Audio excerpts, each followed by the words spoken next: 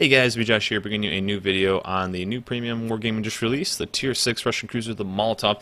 The Molotov is the third premium ship in the game now for Tier 6, as along with the Anshan and the Warspite. It's the first cruiser though for Tier 6, so it's pretty neat. It's a really fun tier. I think it's a really good tier that to add a good cruiser to. Has a lot of competition cruiser-wise with the Cleveland, the Buddy, the Nuremberg, and the Alba, so really good. I mean, especially because it times up with team battles relatively well too. Really good ship. Let's kind of dive right into it. One ship you can compare the Molotov to is the Buddy, which is a Tier 6 premium ship from the tree. And one thing that's kind of noticeable is the Molotov has a lower health pool.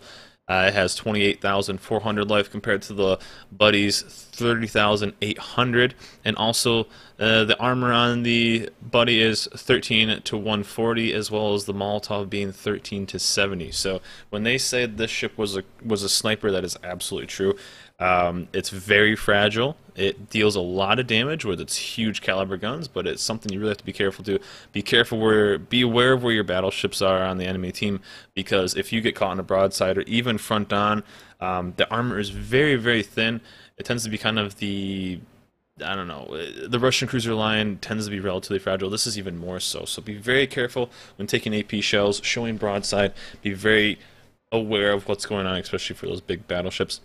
Now the star of the show, the main battery, 3x3, 180 millimeters, very similar to the Karav.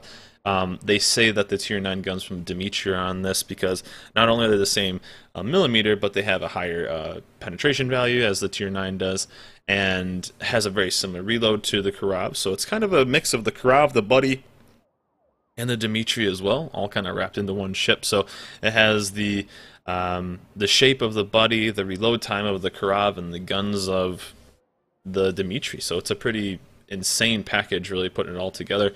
3x3, 180 with a 13-second reload. The turrets actually turn really fast, and the fire chance, I have a demolition expert, so it's a little bit higher at 16%, but 13% base.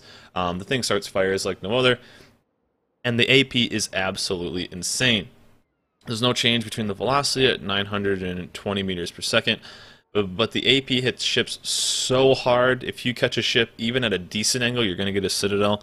It's crazy the damage this thing can pump out with its AP. I was even hitting some battleships for 7 to 8K salvos in the superstructure. I wasn't able to kind of test it enough. I played it a few games, wasn't able to test it to see if I could get a Citadel on the battleship, but I assume if you get close enough, you probably could. But it's a nasty ship. As long as you aren't getting focused and getting shot at, this thing is going to be able to pump out insane damage. One thing to kind of notice too is the range on the artillery is kind of lackluster at 15.5K, although it does come with a spotting plane, which is very useful. I actually highly recommend it. I usually don't, but running the premium spotter plane if you can afford the extra credits, because you will be using it. It's very accurate, just like most of the other Russian cruisers. And you're going to want that extra range whenever you can get it, especially for trying to keep battleships on fire. But 15.5 kilometers, when looking at the Buddy has 16.6. So you kind of are, for being a quote-unquote sniper, you don't have the range of a sniper. You're going to get outranged by this and the Nuremberg. I think you are pretty competitive with the Alba and the Cleveland, but the damage you can do when you do get in range is really, really high. Torpedoes, 2 sets of 3. The torpedoes are kind of like a, oh my gosh, there's a chance, and I'm kind of YOLOing in. Only 4 kilometers. They do a lot of damage at 14,400 damage each, and they're really fast at 65 kilometers. But like I said, only 4 kilometers. You're not going to be using them too much, but they are good to have there. Now the AA, which is kind of surprising, was super low. I am actually running a different module, which I'll get into in just a second. The AA is pretty low. It comes with a base AA rating of 21. Mine is just 25 because I'm running a module. And the majority of the AA is within like 2 kilometers, the bigger guns. But the thing that I went with it is the base is 3.5 kilometers on the AA. And I took the AA module to just get a little bit extra range, and I'll kind of get into it. But I mean, comparing the AA to this and the Buddy is 43, which is kind of nuts. It's almost doubled. And this just seems to be very, very low. It's just I guess what it is. I still took the AA module, but don't be expecting to shoot down a bunch of planes. Keep it kind of more defensive. The A is nothing crazy. Maneuverable. The ship is pretty maneuverable. Right up there with the Buddy and the Karav. And the turrets turn actually really fast too. I like this ship because most of the Russian ships tend to kind of turn very slow, kind of be kind of awkward and clunky. This one seems to get around pretty good. Rudder shift at 6.3 seconds. And also concealment. I'm running concealment expert. I have my Merman's captain on here, which is an 18-point captain. It's pretty nuts. I don't think you're able to stealth fire at 15.5, which is maybe why they made it that. But when you do have your scout plane up, if you have concealment expert on your ship, you are able to stealth fire, I believe, at like 15 or 16 kilometers. So 16 to 16 and a half, somewhere in there. I wasn't able to get the exact number. But when you do have a spotter plane, you actually can stealth fire. So all in all, it's a really, really fun ship. Now let's check out the modules. The modules have, I went with main bat 1 is it's a cruiser. So this is the weird thing I went with, and a lot of people kind of gave me some grief about it, is the AA module instead of the gunfire control system mod 1, which gives you a bit more accuracy. These things are wicked accurate anyway, so I don't think 7%. I think it goes from 130 dispersion down to 120, 140 to 130. I don't think that's a big deal. I don't think you want to go with the main bat 2. Torpedo tubes, you're not going to use them enough, it's not worth it. Secondaries, the secondaries aren't really worth anything because it's a mid-tier cruiser. So this is kind of why I went with the AA guns, although you just bump it up from about 3.5 up to 4.2 range. In my head, it just gives me a little bit extra time to maybe avoid a torpedo.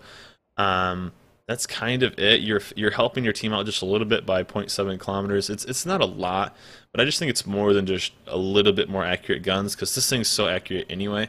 So that's why I went with AA. It's between AA and the gunfire control system mod 1.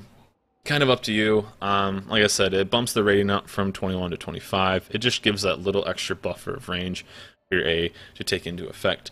The ship itself was a lot of fun. A really good tier. I think some people are calling it OP. I don't think it is. I think if it could shoot farther, it'd be quote-unquote OP.